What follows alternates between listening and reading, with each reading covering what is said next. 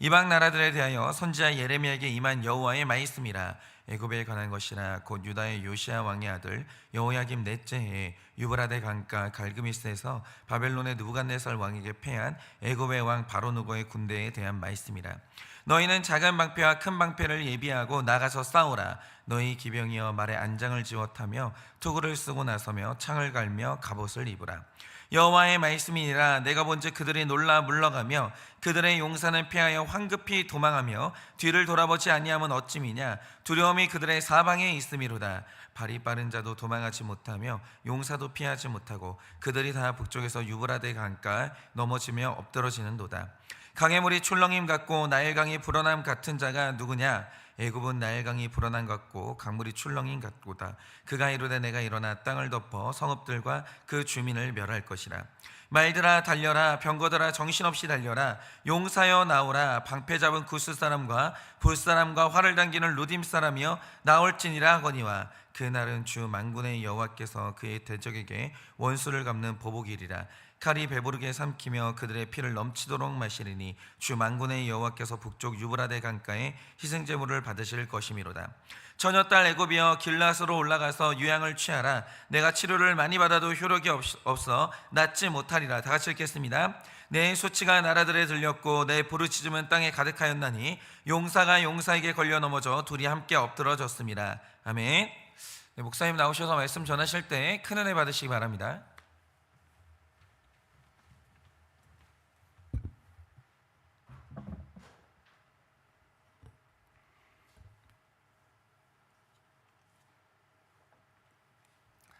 네, 제가 사실 지난주에 제 아들과 있으면서 크게 배신당했던 일을 이제 여러분들하고 이제 같이 나누고자 하는데요. 먼저 저희 부부가 이제 아이를 기를 때 유난히 더 신경 쓰는 부분이 있습니다. 그게 바로 이제 눈 건강에 관한 부분인데요. 저한테도 이제 눈에 관련된 가족력이 있는 데다가 이제 아내도 시력이 굉장히 좀 안 좋은 편이어가지고 평소에도 눈에 좋다는 음식을 이제 자주 먹이기도 하고요. 또 눈 건강에 나쁜 이제 습관들을 이제 절대 하지 않도록 주의를 이제 많이 기울이고 있는 그런 편입니다. 이런 상황에서 저희 부부가 육아를 하다가 늦은 시간이 되면 이제 그 만 3살짜리 첫째 아이는 이제 제가 아이를 이제 데리고 가서 재우려고 하고 있고, 제 아내는 9개월 된 둘째 아이를 재우기 위해서 이제 각자 방으로 데리고 가는데요. 이제 저도 제 아들을 이제 재우기 위해서 잠깐 동안 안방에서 이제 보드 게임을 하면서 같이 놀아주다가 침대에서 자자고 이렇게 말을 하죠. 그런데 보드 게임도 다 하고 또 신나게 또 이야기도 하고 양치도 하고 그렇게 했는데 아이가 그 아이 입장에서는 이렇게 하루를 마치기가 좀 아쉬웠는지 저한테 핸드폰으로 괴물을 보여달라고 그렇게 떼를 쓰는 겁니다. 이게 뭐냐면요, 디즈니에서 나온 이제 몬스터 주식회사라는 애니메이션 영화가 있는데요. 그 캐릭터들이 나오는 짧은 쇼츠들을 몇 개를 이제 보여달라고 저에게 쪼르는 거예요. 그래서 그 쇼츠들을 딱 3개만 보고 이제 잠을 자자고 새끼손가락 걸고 또 약속도 했습니다. 그런데 아들하고 저하고 둘 다 침대에 이미 누웠고 불도 꺼놓았는데 짧은 쇼츠 몇 개를 보기 위해서 다시 불을 켜고 다시 또 끌어가는 게 이게 너무 귀찮은 겁니다. 그래서 이제 불을 끈 상태에서 이제 그냥 보자고 그렇게 말을 한 거죠. 그래서 불을 끈 상태로 아들과 저는 이제 침대에 그대로 이제 누워 있고 제가 핸드폰을 들어서 이제 쥐고 있는 그런 상태에서 어두운 방 안에 핸드폰을 보면서 쇼츠들 보기 시작을 했습니다. 그런데 평소 같으면 이런 일이 이제 절대 없는데 두 번째 쇼츠를 이제 아들과 이제 같이 보던 중에 갑자기 아내가 이제 둘째 딸을 안고서 방문을 이제 확 여는 겁니다. 지금 생각해도 이게 제일 기가 막힙니다. 아니, 아내도 둘째를 이제 재워야 하는데 그날은 왜 그런지 재우지도 않고 방문을 왜 재우지 않고 하기 위해서 얼마나 노력을 하고 있는데 불을 다 꺼놓고서 핸드폰을 보여주면 어쩌자는 거냐. 사실 이 주제로 예전에도 이제 혼난 적이 이제 몇 번 있었는데 제가 또 이제 게으름 때문에 불 끌어가기 싫어가지고 그냥 보여준 게 이제 또 잘못한 거죠. 제 잘못입니다. 그래서 이제 아내가 문을 열자마자 뭐 잘못했는지 알아? 이렇게 말을 하는데요. 이 상황을 옆에 있는 아들이 이제 다 보고 있지 않습니까? 그래서 이제 엄마한테 혼날 것 같은 이제 상황도 이제 아들이 눈치로 이제 눈치를 챈 거죠. 그게 이제 핸드폰으로 자기가 좋아하는 괴물 관련된 쇼츠 때문인 것 같다는 것도 알 것 같은 거예요, 아이가. 그러니까 이 아이가 엄마한테 하는 말이 뭐냐? 내가 보지 말자고 했는데 아빠가 나한테 보여줬어. 이렇게 말을 하는 겁니다. 와, 제가 만 3살밖에 안 되는 그 아들이 하는 말을 듣고 아내와 저는 어이가 없어서 이제 빵 터졌는데요. 그런데 이 일이 있은 직후에 다음 날이 되어서 곰곰이 이 일을 다시 묵상을 해보는데요. 이게 우리 인간의 모습하고 너무 닮아 있는 거더라고요. 한번 보세요.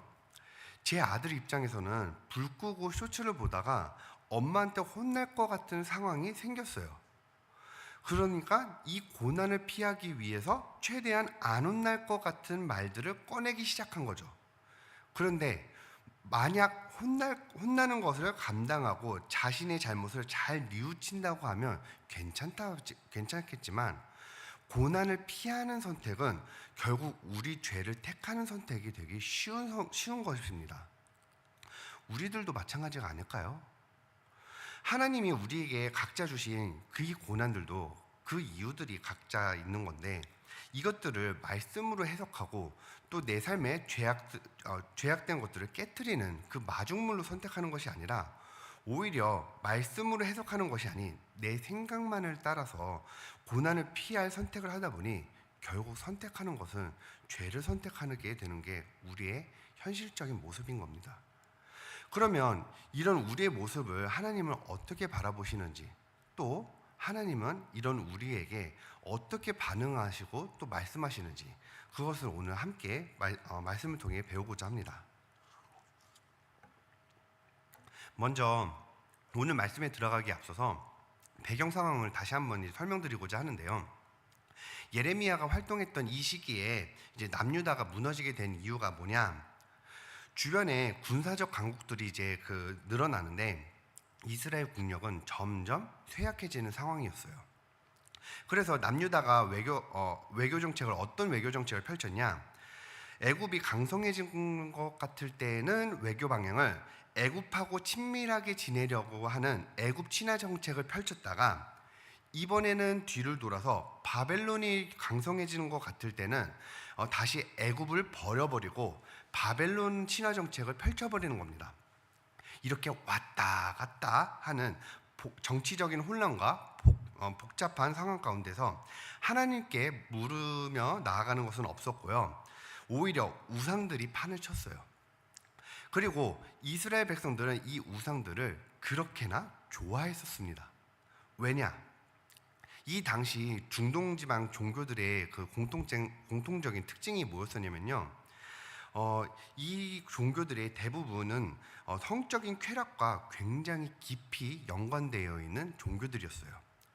이것들은요, 제사를 드리면 드릴수록 성적 쾌락을 마음껏 누릴 수 있는 그런 구조였었습니다. 그러니까 이들이 이 우상들을 떠나는 선택들을 과연 자발적으로 할 수가 있었을까요? 그렇게 이들의 삶에는 하나님을 떠나서 앞으로 닥쳐올 것 같은 그 고난들을 피하기 위한 선택들을 하는데요. 이때 이스라엘 백성들의 마음속에서는 한 가지 좋은 시나리오가 떠오르기 시작하는 겁니다.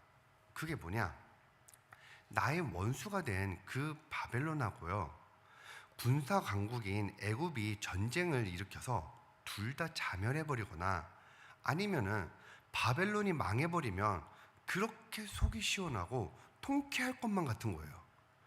그리고 앞으로 다가올 고난들도 완전히 없어질 것만 같은 거죠. 지금 이스라엘이 아직도 정신을 못 차리고 있는 지금 그런 상황인 거죠. 우상에서 빨리 빠져나오고 하나님께 회개하며 돌아가야 하는 건데, 그게 아니라 당장 눈앞에 보이는 그 방법, 아주 매력적인 그 힘에 다시 한번 의지하려고 하는 거죠. 그런데 오늘 말씀을 보니 하나님께서 애굽이 패배할 것이라고 그렇게 예언을 하시는데요. 이게 단순한 패배가 아닙니다. 오늘 본문 말씀 46장 5절을 다시 한번 보겠습니다. 여호와의 말씀이니라. 내가 본즉 그들이 놀라 물러가며 그들의 용사는 패하며 황급히 도망가며 뒤를 돌아보지 아니함은 어찌미냐. 두려움이 그들의 사방이 있음이라.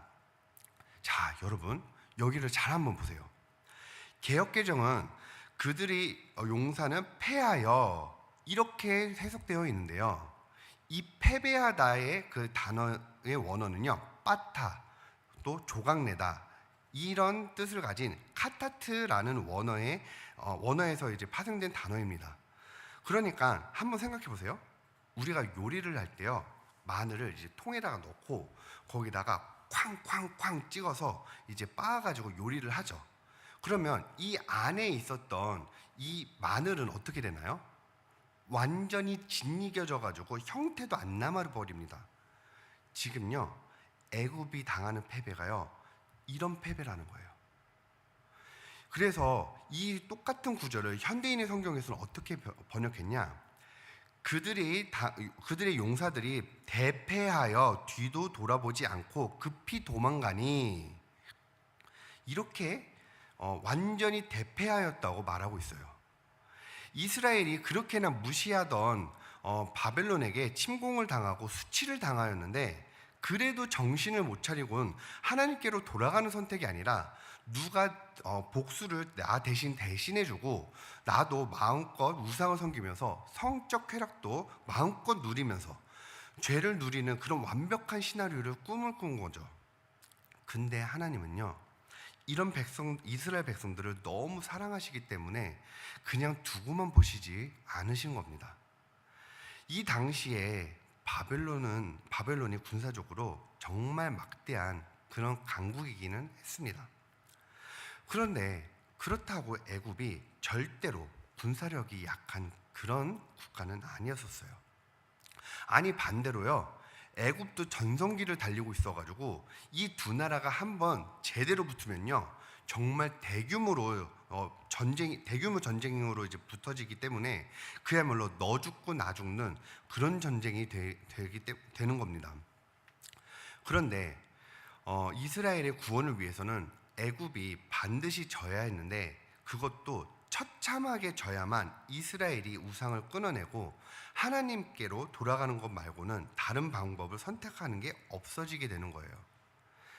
여러분, 우리가 여기에서 한 가지 사실을 발견해야 되는데요, 겉으로 보기에는 이스라엘이 이 고난을 이겨내는 방법으로 애굽에게 의지하는 것을 선택하는 것일 수도 있어요.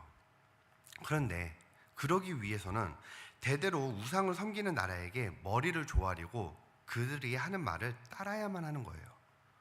게다가 더 심각한 건요, 이렇게 보호를 해달라고 부탁을 하고 나면 반드시 종교 개방을 요구받는데, 그거는 하나님의 가치관으로는 절대로 받아들일 수가 없는 것이죠. 그러니까 고난을 피하려고 생각하다 보면 애굽이 생각날 수는 있어요. 그럴 수는 있어요. 그런데 우리가 크리스천이고 하나님을 믿는 자들이라고 하면요, 이 결정을 하기 전에 하나님 앞에서 말씀으로 해석해봐야 하는 거예요. 그리고 하나님이 우상 숭배를 끊어내기 위해 이 고난을 주시는 거구나, 이것도 해석해내야 하는 겁니다. 우상들로 인해 내가 성중독에 있었다는 사실도 결국에는 알아내고 끊어내야 하는 그 적용을 할 줄도 알아내야 하는 겁니다. 그런데요, 여러분, 우리가 막상 고난이 오면 이게 쉽지는 않아요. 예를 들어서 부부싸움을 했을 때 구속사의 원칙이 뭡니까? 부부가 각자 자기 죄를 보는 겁니다. 그런데 오늘 말씀에서 남유다의 행동이 뭐냐 이거예요. 부부싸움을 했는데 끝까지 자존심을 지키려고 들리는 말씀을 외면하고 사과를 요구하는 거예요. 이게 바로 애굽으로 도망가는 선택인 겁니다. 저도 마찬가지예요. 만약에 어떤 분이 저에게 묻기를 요즘에 힘든 게 뭐예요? 이렇게 물으신다고 하면 저는 이제 한 가지 정도를 이제 말씀드릴 것 같은데요.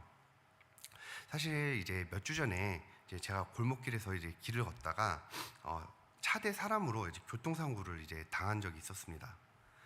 상대방 과실 이제 100%로 해서 이제 저는 상대방 보험으로 이제 치료를 이제 받고 있는 상황인데요. 다행히 이제 골목이라서 이제 속도가 빠르지 않아서 이제 그런지 얼이 부러지거나 이제 크게 다치지는 이제 않았습니다만은, 그래도 이제 교통사고라서 그런지 사고를 당한 그날보다 다음 날이 이제 더 아프고 다다음 날이 더 아프고 이제 그러더라고요. 지금도 이제 특히나 이제 팔꿈치하고 이제 허리 쪽이 이제 통증이 이제 많이 남아 있어가지고 꾸준히 이제 물리 치료를 받고 있는데요. 여기까지는 그렇구나, 힘든 일이 있었구나, 이렇게 끝낼 수가 있는데, 문제는 이제 제 마음 속에서 이제 어떤 유혹이 이제 계속해서 이제 올라오는 거예요. 그게 뭐냐? 이게 이제 저한테는 이제 고난인 건데요. 이제 사실 우리가 이제 모두 다 아는 것처럼 이제 아프지 않는데 이제 입원을 하는 거는 이제 도덕적으로나 이제 법적으로나 이제 이게 문제가 되겠지만, 진짜 아픈 상황에서는 이제 단 며칠만이라도 이제 입원을 하면 치료에도 이제 도움이 되고, 나중에 보험사와 이제 합의를 할 때도 조금은 이제 유리한 부분들이 이제 있기 때문에 차라리 이제 며칠 입원을 해버릴까? 이제 이 생각이 너무 이제 강하게 이제 들어오게 되는 겁니다. 그리고 입원을 하면 잠시라도 이제 설교의 압박에서 이제 벗어날 수가 있고, 이제 또 몸도 아픈데 누가 뭐라고 하겠어, 이런 합리화가 저를 계속해서 자꾸 설득하게 되는 거예요. 그리고 눈 딱 감고 며칠간만이라도 누워있고 싶은 마음이 이제 정말 크게 이제 올라왔던 거죠. 그런데 이제 교통사고가 나고 이제 바로 다음 날이었는데요. 이제 사고가 나고 이제 바로 다음 날, 이제 그날이 사고가 났던 날보다 훨씬 더 아프고 이제 가장 이제 힘들었던 그날이었던 것 같아요. 그래서 이제 그날도 이제 교회에서 이제 설교 준비를 하다가 너무 아프고 도저히 안 되겠어가지고 이제 목사님께 이제 말씀드리고 먼저 집에 왔었거든요. 그런데 목사님의 표정이 이제 그다지 썩 마음에 들지 않아 하시는 표정인 거예요. 그리고 이제 뭔가 할 말이 있는데 좀 참으시면서 지금은 안 하는 게 좋겠다라고 이제 다짐하시는 듯한 이제 그 표정, 그 표정이 이제 다 드러나시면서, 그래, 지금은 이제 보내줄게, 이런 표정으로 제가 집에 가시는 것을 이제 허락을 하시더라고요. 근데 이제 제가 그날은 이제 그 마음이 이제 사실은 좋지는 않았었죠. 그리고 이제 며칠이 지나고 목사님이 저에게 이제 진지하게 말씀을 해주시는데요. 그동안 저를 이제 오랫동안 이제 봐오셨기 때문에 저를 너무 잘 아시는데, 저의 특성상 무언가를 쭉 이어가다가 이런 식으로 적용을 못하게 될 만한 이유나 사역이 이제 느슨하게 될 만한 이유가 생기면 완전히 나자빠져 버린다라는 거예요, 제가요. 그리고 제가 이제 아픈 게 가짜라는 것도 아니고 치료를 받지 말라는 것도 아닌데, 지금까지 저의 이제 패턴으로 보면 같은 패턴으로 이제 또 무너지지 말고 사역을 방해하고 적용을 방해하는 것들이 있으면 이제 손을 놔버리는 게 아니라 이제는 뚫고 나가봤으면 좋겠다라고 그렇게 이제 조언을 해주시는 겁니다. 그러면서 꼭 치료는 제대로 받았으면 좋겠다고 또 다시 한번 저에게 강조를 해주셨고요. 제가 목사님의 이 조언을 듣는데요, 예전에 있었던 저의 과거들을 곰곰이 다시 한번 떠올려 봤었습니다. 그러더니 목사님 말씀이 하나하나가 다 맞더라고요. 직전에 제가 사역했었던 곳에서도요, 저는 몸이 아파서 사임을 했었고요. 번아웃이 올 때마다 사역과 적용을 느슨하게 하면서 결국 주저앉았던 적들이 굉장히 많았었고, 그게 패턴화 됐었습니다. 핑계거리가 생기면 주저앉아버리는 정말 나쁜 습관이 저에게 있었던 거예요. 그리고 이게 모두 인정이 되면서 목사님이 해주신 조언 그대로 제가 아무리 아파도 제가 싫어하고 지겨워하는 그 자리에 앉기 위해서 매일매일 다시 나오기 시작했습니다. 결국은 제 기질과 맞지 않아 고통스럽다고 이 고난을 피하기 위해 쉬운 선택을 할 수 있었던 그 입원을 하는 거는 꿈도 못 꾸게 되었고요. 오히려 30분 이상 앉아 있으면 허리가 아파서 계속 앉았다 일어났다 하면서 스트레칭하면서 그렇게 조금씩 버텨가면서 조금씩 치료되는 걸 기다리고 있어요. 여러분, 그런데 만약에요, 제가 그냥 제 기질과 이제 맞지 않아서 힘들어하던 것을 그냥 피하려고 했던 그 선택, 즉 입원을 하고 지금까지처럼 쉽게 사명도 사역도 무슨 일이 있을 때마다 주저앉아 버리는 것을 이어나가 버렸다고 하면 저는 어떻게 되었을까요? 저는요, 분명히 정말 중요하게 큰 책임을 져야 하는 자리나 꾸준하고 오랫동안 한 가지를 묵묵히 해나가야 하는 그 일 앞에서 반드시 치명적인 실수를 하고 하나님이 주신 그 사명을 제대로 감당하지 못했을 겁니다. 그러면 어떻게 해야 돼요? 정말 싫고 버티기 너무 힘들어도 훈련하는 선택을 해야죠. 나의 목사님이, 나의 목자님이 내가 아무리 아프다고 해도 내가 버티라고 한다고 하면 그게 때로는 서러울 수는 있다고 하더라도 그 이유를 되새기면서 그동안 회피만 해왔던 나의 죄를 뉘우쳐야만 하는 겁니다. 여러분은 어떤 고난이 있으신가요? 어떤 것이 요즘에 가장 많이 고민이 되시나요? 그러면 그 고난을 해결하고 피하기 위해서 어떤 게 가장 좋은 방법인 것 같나요? 혹시 관계의 문제입니까? 그래서 상대방이 나에게 사과를 하게 만들면 해결될 것 같나요? 이게 아니라면 혹시 물질의 문제입니까? 그래서 혹시라도 로또에 당첨이 되면 해결될 것 같아서 아무도 몰래 로또를 긁어보고 계시진 않나요? 여러분, 모두 다 틀린 방법입니다. 하나님께로 나와서요. 이 고난을 주신 하나님께로 고난을 주신 이유를 물으시고 반드시 해석을 받으시길 바랍니다.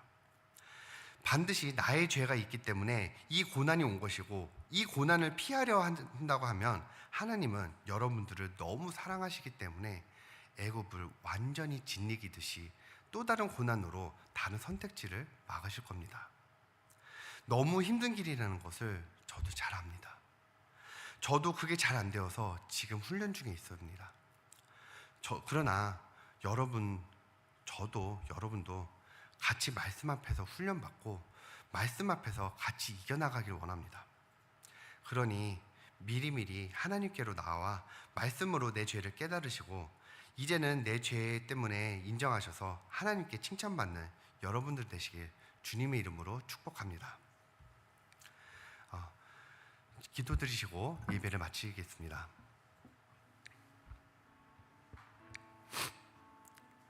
하나님, 고난이 오고 내 삶에 어려움이 올 때마다 저는 하나님을 먼저 찾고 이 고난을 주신 하나님의 의도를 묻기보다는 이걸 어떻게 피할 수 있는지 그 방법만을 찾아 헤매고 다녔었습니다. 이스라엘도 고난 앞에서 하나님이 아니라 세상에서 말하는 힘을 의지하고 군사력을 의지하면서 이 고난을 피하고자 했었는데 그 애굽이 철저히 짓밟힐 것이라고 말씀하십니다. 우리가 하나님이 아니라 다른 것을 의지하여 고난을 피하는 데만 집중하여 선택했을 때에는 그 끝에 반드시 죄를 짓는 것이 되기 때문인 것을 너무나 잘 아시기 때문에 이제는 우리가 고난을 피하려고만 하는 것을 그냥 두고만 보시지 않는다는 것을 너무 잘 알겠습니다. 하나님만을 의지하오며 말씀을 의지하오니 오로지 주님 뜻대로 하시옵소서. 주님 따르겠습니다. 예수님의 이름으로 기도드립니다. 지금은 우리 주 예수 그리스도의 은혜와 하나님 아버지의 그 크신 사랑과 성령님의 위로하시고 교통하여 주시는 그 역사하심이 사랑하는 모든 성도들의 머리 위에 지금으로부터 영원 무궁토록 함께 있을지어다. 아멘.